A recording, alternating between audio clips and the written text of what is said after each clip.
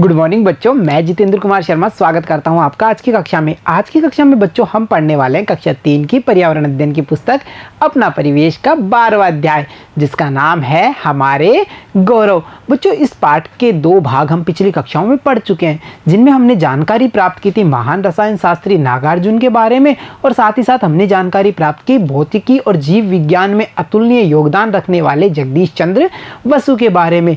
प्यारे बच्चों, ऐसा नहीं है कि भारतीय संस्कृति में केवल पुरुषों का योगदान ही अविस्मरणीय है। मतलब कि हमें ये भी ध्यान रखना है कि भारतीय संस्कृति में जो महिलाएं हैं उनके योगदान को भी हम भुला नहीं सकते। महिलाएं भी अपने योगदान में एक अतुलनीय स्थान रखती हैं। तो बच्चों ऐसी एक महिला के बारे में हम जानने वाले हैं आज के इस भाग में। तो चलो बच्चों शुरू करते हैं जानकारी के साथ भगिनी निवेदिता के बारे में। तो चलो बच्चों देखते हैं भगिनी निवेदिता के बारे में उनका जीवन परिचय।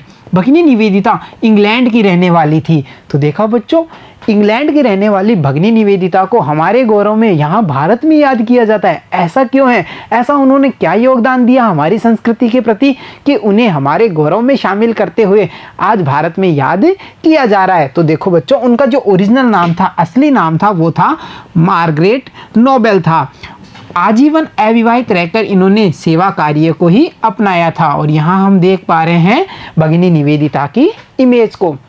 तो बच्चों हमें ये तो पता चला कि इनका ओरिजिनल नाम, इनका वास्तविक नाम मार्गरेट नोबेल था, परंतु ये इंग्लैंड की रहने वाली थी। तो इनका ऐसा क्या योगदान था भारत में कि इनको आज हम गौरव के रूप में भारत में याद कर रहे हैं? तो चलो पता करते हैं। तो देखो बच्चों, वे अन्य लोगों के दोहरे चरित्र से दुखी थी। दोहरा चरित्र मतलब बच्चों, लोग यहाँ कुछ बातें करते थे, पीठ पीछे उनकी बुराइयां करते थे, तो इन सब चीज़ों से वो बहुत ज़्यादा दुखी थी। तभी उनकी मुलाकात होती है स्वामी विवेकानंद जी से। स्वामी विवेकानंद जी को कौन नहीं जानता? युवा शक्ति के प्रणेता स्वामी विवेकानंद जी, जो कई युवाओं के आधारशिला हैं, कई युवाओं के आइडल हैं, उनके आदर्श हैं स्वामी विवेकानंद जी। तो बच्चों एक दिन उन्होंने स्वामी विवेकानंद जी का व्याख्यान सुना, उनके प्रवचन सुने, और वो उनसे इतनी प्रभावित हुई कि उन्होंने विचार कर लिया कि अब मैं तो भारत आकर के लोगों की सेवा करूंगी। तो देखो, और उन्होंने स्वामी विवेकानंद जी के व्याख्यान से प्रभावित हुई और उन्होंने उन्हें अपना गुरु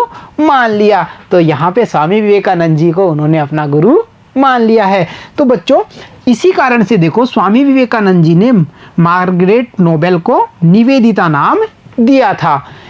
अब हमें समझ में आया ना, इंग्लैंड की रहने वाली नोबेल यहाँ भारत आती है और उसका नाम निवेदिता कैसे पड़ता है? और ये नाम किसने दिया है? उनके गुरु स्वामी विवेकानंद जी ने। तो बच्चों और देखते हैं उनका क्या क्या योगदान रहा है।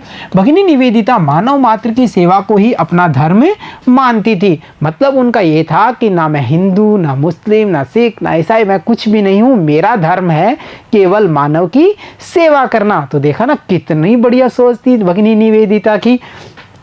तो बच्चों एक बार क्या होता है, कलकत्ता में फैले हुए फ्लैग के दौरान वे सफाई कार्य में जुट गई, वे रोगियों की सेवा करने लगी। बच्चों प्लेग मतलब, प्लेग एक बीमारी का नाम है। ये कैसी बीमारी है, कहाँ से फैलती है, इन सभी के बारे में आप जानना चाहते होंगे ना। तो चलो जानते हैं प्लेग बीमारी को। देखो बच्चों, प्लेग ताउन इसका दूसरा नाम है। ताउन या प्लेग रोग चूहे का रोग है। ये रोग बच्चों चूहों में पाया जाता है। और बच्चों जब ये ऐसा रोग है जो चूहों से कहाँ फैल सकता है, ये मानव में भी फैल जाता है। यानी कि ये एक संक्रामक रोग है जो हवा के जरिए चूहों से मानव में फैलता है। बच्चों इसने पूरे विश्व में तबाही मचाने के कारण ही यह बीमारी पूरे इतिहास में कुख्यात रही। अच्छा बच्चों, कुख्यात और विख्यात ये 2 अलग अलग चीजें हैं। कुख्यात और विख्यात है ना, लग रहा है ना जैसे ये एक जैसे होंगे, परंतु बच्चों ये अलग है। विख्यात का मतलब होता है अच्छे कार्यों के लिए प्रसिद्ध होना, और कुख्यात का मतलब बुरे कार्यों के लिए प्रसिद्ध होना। तो आप लोग कुख्यात होना चाहते हैं या विख्यात होना चाहते हैं? मैं तो भाई विख्यात होना चाहता हूँ। तो देखा ना बच्चों, जो ये बीमारी थी ये कुख्यात है पूरे विश्व में प्लेग के नाम से। और बच्चों इसी कारण इसे महामारी घोषित किया गया। महामारी मतलब बच्चों ऐसी बीमारी जिसमें अनेकों संख्या में लोग मरते हैं, नुकसान काफ़ी होता है, जो बड़े स्तर पे फैलती है, पूरा विश्व जिसकी चपेट में आता है, उसे महामारी घोषित कर दिया जाता है। तो समझे ना प्लेग कितनी खतरनाक बीमारी थी। फिर भी बहन निवेदिता ने कलकत्ता में फैले हुए प्लेग के दौरान रोगियों की सेवा की और सफाई कार्य में जुटी रही। इसके साथ साथ ही बंगाल में भयंकर बाढ़ के समय भी भगिनी निवेदिता ने अद्भुत कार्य किए थे। बाढ़ मतलब जब बारिश का जल या नदियों का जल अधिक मात्रा में आता है तो संबंधित जो पास का क्षेत्र होता है वो जलमग्न हो जाता है और वहां पर बाढ़ की स्थिति बनती है। ऐसी ही जब बाढ़ बंगाल में आई तो भगिनी निवेदिता ने उसमें भी अपना अद्भुत योगदान दिया था और इससे ही प्रभावित होकर के उनका जो योगदान था बंगाल में, उससे ही प्रभावित होकर के श्री रविंद्रनाथ ठाकुर या रविंद्रनाथ टैगोर ने उन्हें लोक माता कहा था। लोक माता मतलब लोगों की माता, पूरे जन की माता हो आप तो, क्योंकि बच्चों एक माता ही अपने शिशु को कितनी केयर करती है, उसकी कितनी परवाह करती है ना, वैसे ही भगिनी निवेदिता ने हर मनुष्य की बिना भेदभाव रखे हुए सेवा कार्य किया था। इसीलिए रविंद्रनाथ टैगोर ने बंगाल बाढ़ के दौरान उन्हें लोक माता कहकर के संबोधित किया था। तो देखा ना भगिनी निवेदिता का भारत में कितना योगदान है। कलकत्ता में प्लेग हो चाहे बंगाल में बाढ़ हो, इन सभी समस्याओं से बिना डरे उन्होंने लोगों की सेवा कार्य को ही अपना धर्म माना। इसी वजह से रविंद्रनाथ टैगोर ने उन्हें लोक माता कहकर के संबोधित किया था। तो चलो बच्चों, अब देखते हैं कुछ आसान से प्रश्नों को। सोचिए और लिखिए में। देखो बच्चों, अपने आसपास के उन लोगों के नाम लिखिए जो बिना भेदभाव के लोगों की सेवा करते हैं। हमसे पूछा है ऐसे लोगों के बारे में जो बिना भेदभाव, बिना ऊंच नीच देखे हुए लोगों की सेवा का कार्य ही करते हैं। तो हमें लिखना है उन लोगों के नाम। जैसे हमारे यहाँ पास में मोहन नाम का एक व्यक्ति है, वो भी सभी लोगों की सेवा करता है, तो मैं यहाँ लिखूंगा मोहन। ऐसे ही आप भी बच्चों बताएंगे कि कौन व्यक्ति है जो लोगों की सेवा को अपना धर्म समझता है, उसके बारे में आपको यहाँ पे लिखना है।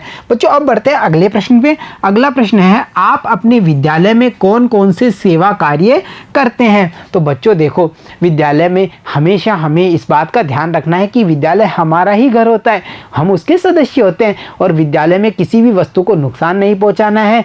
तो बच्चों यहाँ हमसे ये पूछा है कि विद्यालय में कौन कौन से सेवा कार्य आप करते हैं।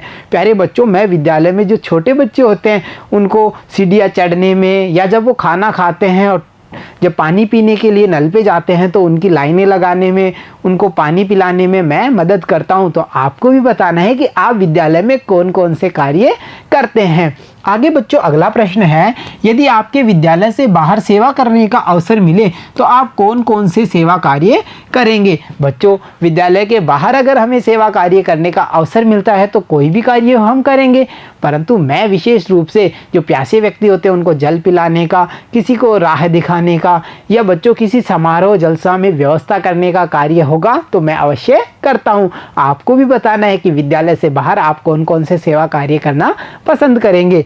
बच्चों अगला प्रश्न है, देखिए, भगिनी निवेदिता भारत क्यों आई थी। और मुझे लगता है हमें इस बारे में पता चल चुका है। पाठ में हमने देखा था ना, भगिनी निवेदिता ने जब स्वामी विवेकानंद जी के प्रवचन सुने वो उनसे प्रभावित हुई और उन्हें अपना गुरु मान लिया और वो लोगों की सेवा को ही अपना धर्म मानती थी। इसीलिए लोगों की सेवा करने के लिए ही तो वो भारत आई थी। तो देखा ना आपने, भगिनी निवेदिता का भारत जैसे विशाल देश में योगदान अविस्मरणीय है, उसे हम कभी नहीं भुला सकते।